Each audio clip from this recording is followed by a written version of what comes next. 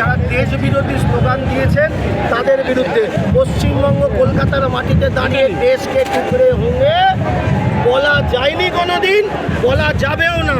আমরা সেদিনকে যে ঘটনা ঘটেছে তার ধিক্কার জানাই এবং আজকে দেখছেন প্রায় 15-20 হাজার মানুষ পুরো শিয়ালদা, মধ্য কলকাতা, উত্তর কলকাতা অবরুদ্ধ হয়ে গেছে। সেদিনকেই শুভেন্দু অধিকারী মহাশয় ডাক দিয়েছিলেন।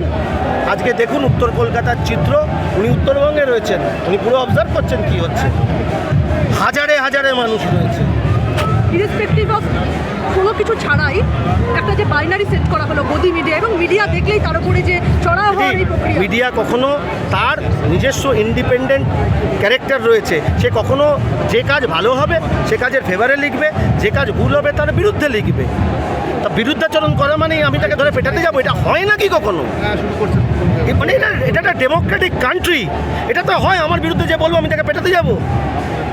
এটা হয় নাকি? আমি ভুল করলে আমারও সমালোচনা করি। গুন্ডা দমন আইনে তো ইতিমধ্যে অনেকে গ্রেপ্তার হয়েছে। আর এটা সবল মুখ্যমন্ত্রী, দুর্বল মুখ্যমন্ত্রী নয় তো আগের মতো। এখানে একটা প্রশ্ন আছে, জেপি নাড্ডা সিএপির সঙ্গে আলোচনায় একটি কথা। আমরা কোনো ব্যক্তির বিরুদ্ধে নই, আমরা কোনো ব্যক্তি কোনো দলের বিরুদ্ধে নই। যারা বলা সত্ত্বেও কেন এফআইআর হচ্ছে এই রাজ্যে? এই মিছিলটাকে সিজেপি ডাক দিয়েছিল? এক্স্যাক্টলি ওটাই কথা বলছি। সিজেপি তো ওই মিছিলে ডাক দেয়নি, তাহলে বলছেন কেন?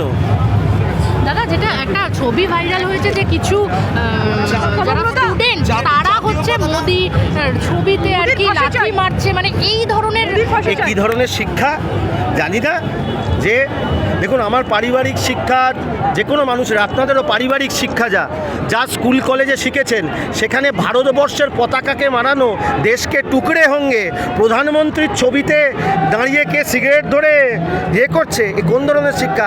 আজকের দিনেও কেউ যদি সিগারেট খায় হচ্ছে বড়দের দেখলে লুকিয়ে চলে যায়, এ কোন ধরনের শিক্ষা যে দাঁড়িয়ে সিগারেট নিয়ে প্রধানমন্ত্রীর ছবির সামনে দাঁড়িয়ে ছবিতে আগুন ধরাচ্ছেন? তার মনে হলো না তার বাবা মাও দেখতে পারে?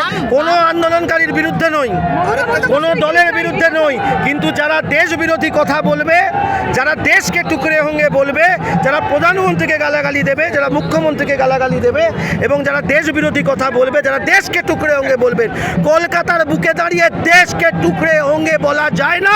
এটা ভারতবর্ষ। এখানে যখন দুর্বল মুখ্যমন্ত্রী ছিল তখন এসব উনি এন্টারটেন করতেন, শুভেন্দু অধিকারী মহাশয় সব করেন না। সৃজন ভট্টাচার্য বলছেন যে এই যে যারা স্টুডেন্ট তাদেরকে নিয়ে ভাবা দরকার যে কেন তারা এটা করছে, মানে উনি তাকে ডিফেন্ড করছে। মানে উনি একটু বসে গালে হাত দিয়ে ভাবুন যে উনি শূন্য থেকে মহাশূন্যে কেন যাচ্ছেন। শুধু সাংবাদিক না, একটা পার্টিকুলার মতকে দেখা গেছে পুলিশের উপর হামলা করতে, কি বলবেন? সাংবাদিকদের এবং পুলিশদের ওপর যারা হামলা করে তাদের রাজনৈতিক কোনো বুদ্ধি আছে বলে আমি মনে করি না।